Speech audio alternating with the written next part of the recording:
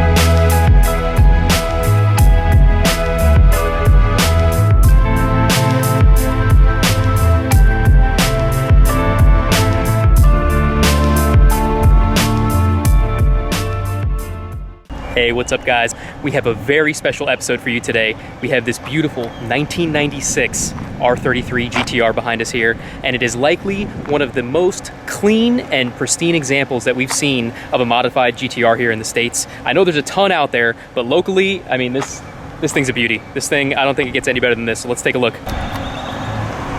All right, so we're here with Rob. Thanks so much for bringing the car out, man. Hey, no problem, man. Go ahead and start her up for us.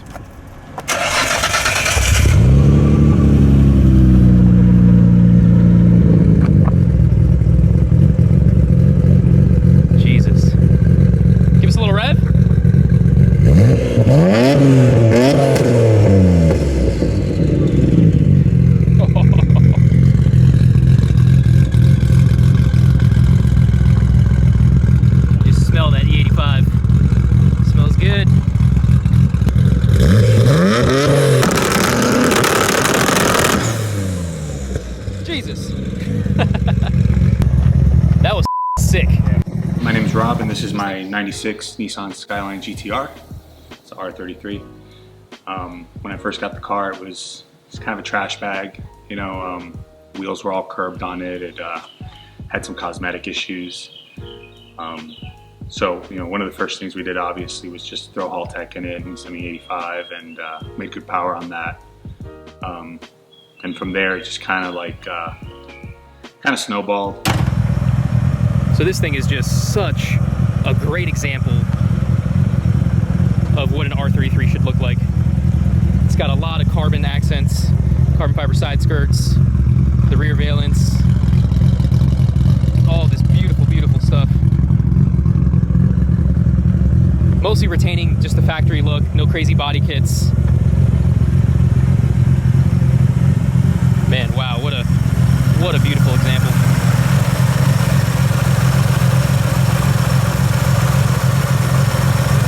So it's got an RB26, but it's stroked, right? So it's 2.8? 2.9. Yeah.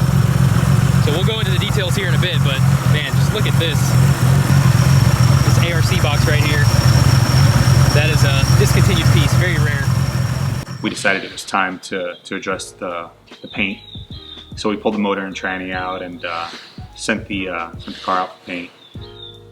We took everything off glass. All the glass came out, all the seals were replaced, everything, even the rear quarters are new. And then from there, the motor and tranny were just sitting here, and I called Roberto, and we had a lot of those conversations of, hey, since the motor's out, let's do this, let's do that. And then that turned into a complete motor build. We actually used his recipe off of his 33, which uses the higher compression pistons and such. And then we did 2530s, HKS 2530s. We did cams, and car made fantastic power that way. So much so that we actually broke the water jacket on that first block.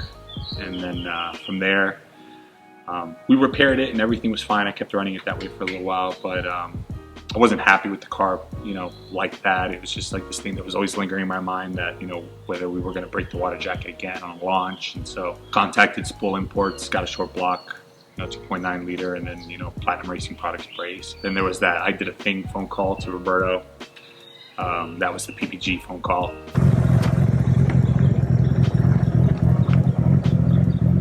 Such a minty interior. And yes, guys, PPG sequential box. You know, kind of ordered it before discussing it with him, kind of thing, and then and he was on board with it. So we just kept it moving that way, and you know, this is a year's worth of work. You know it's going to be a good day when you're riding in something that makes north of 700 wheel horsepower, and it's got a PPG sequential box.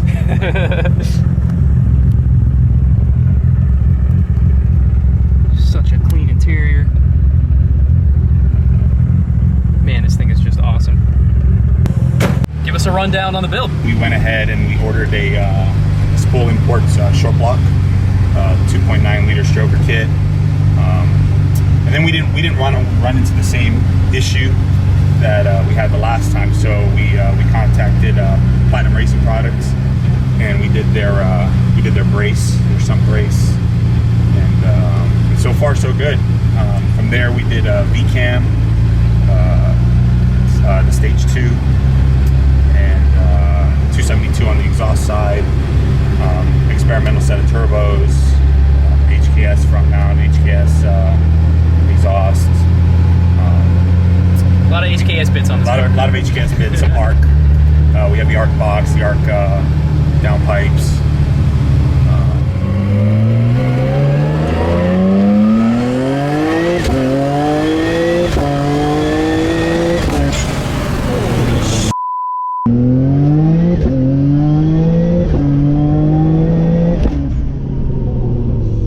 That's wild, dude. Oh my god. It's not bad for little twins, right? No way. It's pretty much, I mean, we didn't leave anything untouched. There's pretty much nothing left factory. I got into Japanese cars basically, you know, middle school kind of deal, and then high school I had started with an Integra Type R, which I bought crashed, and then, you know, just that's where I learned a lot of stuff as far as working on cars, and because, you know, high school you don't have any money and your parents are looking at you like you're crazy, and the 33 was an on-purpose purchase, which surprises a lot of people, because you either love the 32 or you love the 34, but nobody really likes the 33. The 33 was like my Gran Turismo dream. That's the car that eventually I built to in that video game, you know, Gran Turismo, the first one. I believe I was in high school when I came across the 400R, and I was like, all right. So I had to find out everything I could find out about this car, and you know, I always said that if I ever had the opportunity one day to buy one of these, that I would jump on it. And even though it was a little rough when I got it, yeah, that's, you know, I couldn't say no. I couldn't walk away from it. So that's how I ended up with a 33. Yeah, I mean, this is definitely, in my opinion, from what we see locally, I know there's so many beautiful, you know, GTRs out there, but probably one of the best examples of an R33 that I've seen locally. So big props on that. Yeah, it was a crazy build for sure. A lot of waiting for parts, and you know, of course, you know, Roberto took his time with the build just because he was, you know, real concerned about, you know, scratching anything, or, you know, but yeah, you know, the most impressive thing I think about this car is probably the civility of it, even with the PPG and, you know, everything else that's going on. It just drives. I was gonna say, I didn't hear you mention the PPG box, and that's, to me, that's one of the more exciting mods on the car. Yeah, that actually, that was I kind of, you know, that was one of those phone calls where I called Roberto and I was like, hey, I did a thing. And it always starts with, I did a thing. Yeah, and he's like, what did you do? And I said, well, I got a PPG box come in, and he, a little concerned at first. I said, no, it just drops into the factory case, you grind a little bit, and you're good to go. And he was like, oh, okay. And so it, you know, it was a relatively easy install. You know, we had a few hiccups here with just the grinding and stuff like that. Had to figure it out, you know. But I called the PPG, and it was, you know, we took care of it. Yeah. You know, guys at PPG are really, they're really awesome guys over there. Helpful, yeah. And you know, it's E85, So we're running the Haltech Elite, and so we've got rolling anti-lag, we've got no lift shifting. It's it's a fun car. It's got the whole nine. Yeah. Yeah.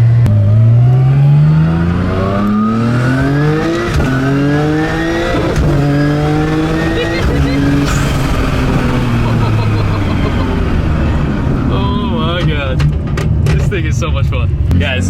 That is, I mean, ear to ear grin. It does not get more fun than an all-wheel drive 700 plus horsepower car with a PPG sequential. I mean, like, you can't ask for more than that. Smiles per gallon is through the roof on that. Shout out to my boy, that dude in blue, because he probably trademarked that. But dude, my man, this thing is freaking TRC approved, 100%. So when driving with the PPG, now this is tuned on Haltech, guys, so you can understand that. And this is partial throttle, right? Yeah. No clutch. Yeah. No clutch, no separate ECUs, nothing. Nothing. To run for the PPG box. No, it's controlled by the Haltech. If the load cell in the shifter catches when I'm starting to pull on the shifter, it cuts spark momentarily. It's not perceptible to me. It lets you in gear, and then everything starts working again. Badass, man. Yeah, man. That's awesome. I don't have to lift at all. And then when we made a hit wide open, you were also clutchless shifting. Yeah. Yep. Yeah, it's flat shifting. Get a little pop in the back there. Yeah, fireball on the back, and that's it. Who tuned the car? Jack at Horsepower Logic. We made about 750 at the wheels and 500 foot-pounds of torque. 9085.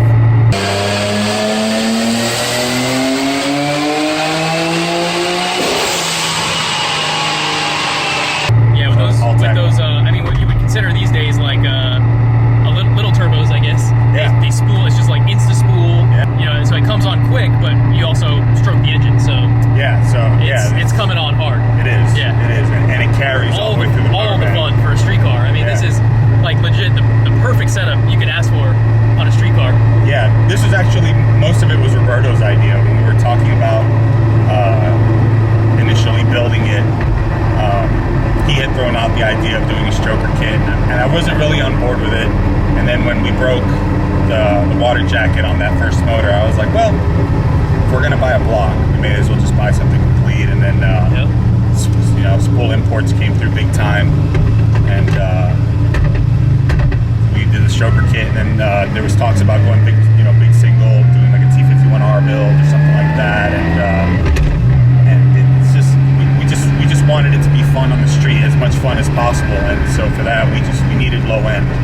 Oh yeah. And you're not going to get better low end than a couple of twins.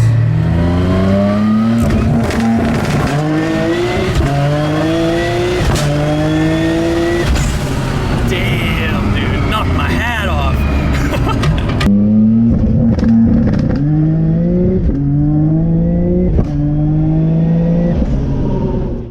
Oh yeah. So I mean, this is a very good balance. That's what these Yeah. cars are about. You know, they're all-wheel drive.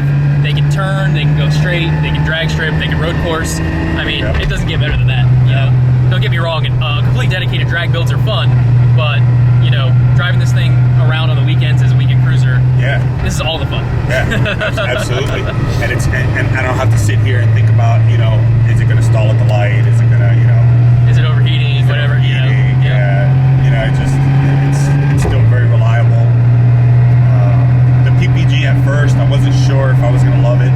Now it's like I don't even think about it. It's just, to me, it's just driving a regular car. There's no issues.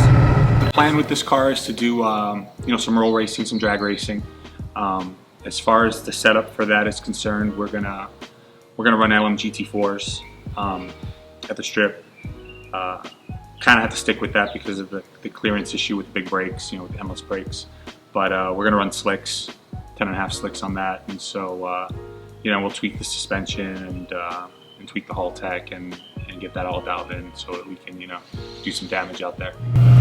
Roberto sent me a picture showing a nice big award. It looks like you won Best of Show at a big local car show. Yeah. Tell us about that. Yeah, so we went to Stance Nation, and I wasn't really expecting this car to do well there at Stance Nation. I was expecting the car would have to be slammed and cambered real hard, and so we just went to represent HP and Zip Ties, and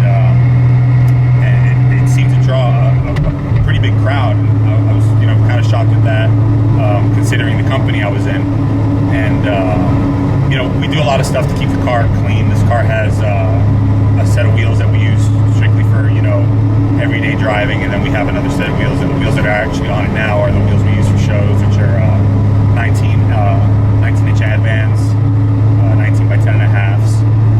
But normally I have this car on a set of LM GT4s, also 10 and a halves. We have the R34 black seats, which are hard to come by. These are the, I believe they're the... Is it just a factory R34 seat, or? I believe it's the V-Spec 2 NUR seats. I believe that's the only car that came with the black seats. The gray is what most of the GTRs have. So it's hard to get these seats. It was really a pain. Wow, man, that's badass. Yeah, you have a lot of just really well sought after pieces on this car. Yeah, we went. You know, most people throw like a Saban hood on it or something like that. I actually I contacted Night Racer in the UK, and that's where this hood came from. The wing is the Nismo wing. The side skirt extensions are J-side, and then the body shop that's across from Horsepower Logic GMT. They actually overlaid real carbon fiber fabric and resined them, and actually real carbon fiber. You know, That's awesome. the rear is top secret. That rear diffuser, that's a top secret piece. So you have the best of the best, pretty much JDM parts on this thing. Yeah, That is awesome, man. that was kind of the goal. Big props on that, because it's real easy to find replicas on everything, and Yeah. just, you know, these days you can go on eBay and find almost Yeah. anything, but Yeah. it's not going to look the way this does. Yeah, this is Yeah. the roof is all Muse Japan. So like these all, you know, came from Muse. And true JDM fans, all these names, all these companies, Top Secret, Muse, Nismo, you know, these are just legendary companies in the JDM Yeah. community, you know? Yeah. This steering wheel is the 330C. This was in Japan. You couldn't use it on the road legal cars. Really? It was it's a race car only steering wheel. That's wild. Yeah. So that's a Nismo. Yeah, it's What real do you say? Nismo hood, horn, and the pedals. Yeah. And you can't forget the most important part.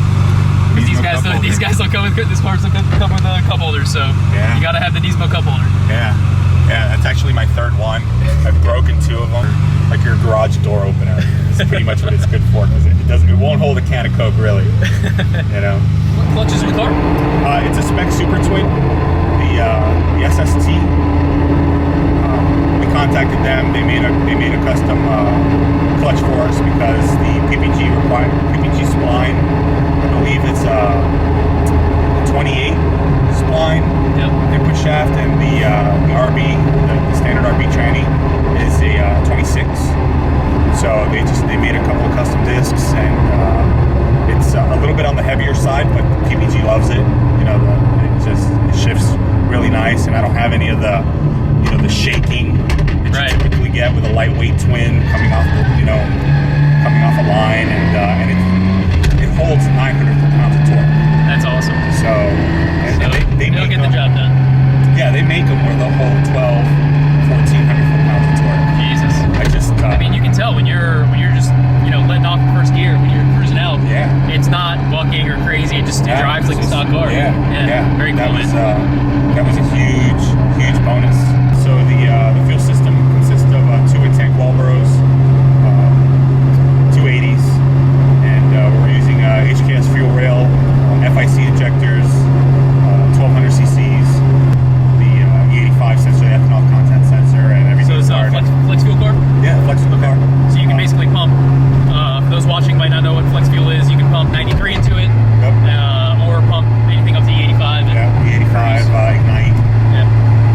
works well in this car, and had no issues. I don't like to run regular pump gas in this car. It's happened one time where I was just gonna run out of fuel. It's good to buy. Have a choice, yeah. Yeah. It's like you know, and it worked fine. It ran like there's no difference.